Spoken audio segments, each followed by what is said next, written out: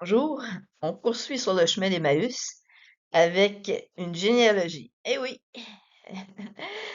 une généalogie, vous allez me dire, même Michel, une généalogie, qu'est-ce que le Seigneur a rapport avec ça?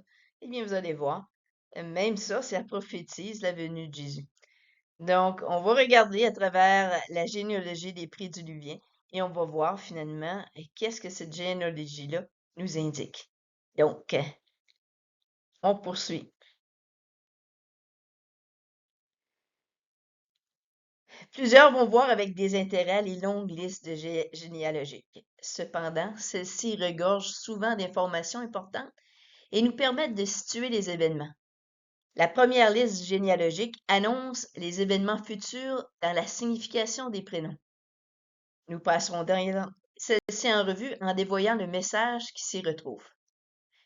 Quant à nous qui avons cru, nous entrons dans le repos. Hébreux 4.3. Venez à moi, vous tous qui êtes fatigués et courbés, sous un fardeau, et je vous donnerai du repos. Adam, premier homme créé par Dieu à partir de la terre rouge. Dieu lui insuffla le souffle de vie. Signifie homme ou fait de terre rouge. Ève, première femme créée par Dieu à partir de la côte d'Adam. Adam appela sa femme Ève, ce qui signifie vivante ou encore source de vie. Abel, il offrit un sacrifice agréable à Dieu, puis fut tué par son frère Caïn par jalousie. Signifie souple ou vanité. 7. Fils que Dieu donna à Adam et Ève après que Caïn ait tué Abel. Signification donner, susciter ou compensation. Énoch. Seth a un fils qu'il surnomma Énoch. Énoch signifie mortel ou homme. Kénan. Énoch a un fils qu'il surnomma Kénan. Kénan signifie tristesse, lamentation, possession ou acquisition. Mahalalel. Kénan eut un fils qu'il surnomma Mahalalel, ce qui signifie Dieu béni ou Dieu loué.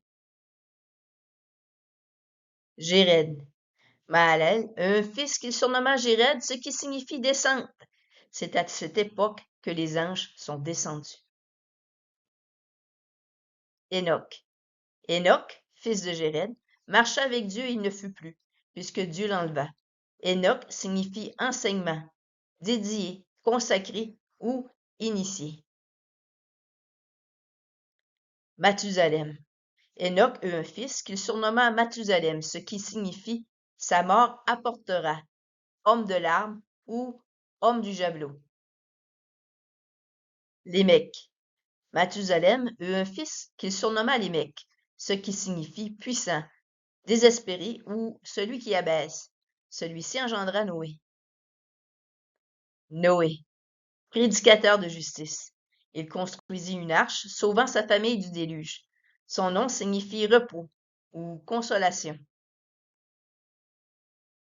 Le message qu'on peut obtenir en reliant bout à bout finalement les définitions de chacun de ces prénoms, d'Adam à Noé, nous avons à l'homme est donné une mortelle tristesse.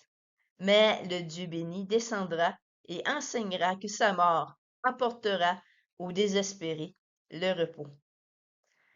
Maintenant, on va passer à l'autre généalogie, celle de Caïn.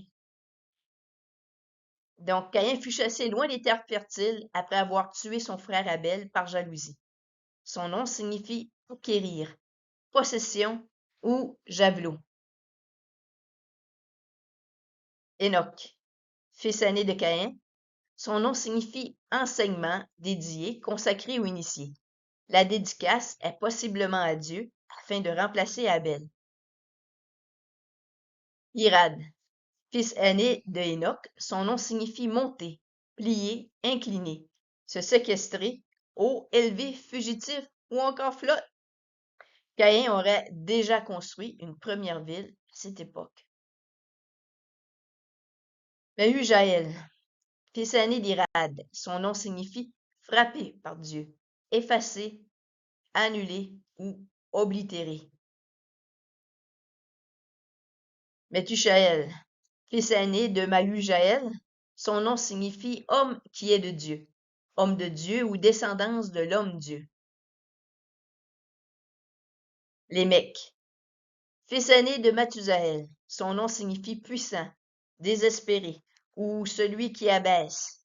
Celui-ci prit 2 femmes, son discours était empreint de violence. Ada, première épouse de Lémec, son nom signifie ornement.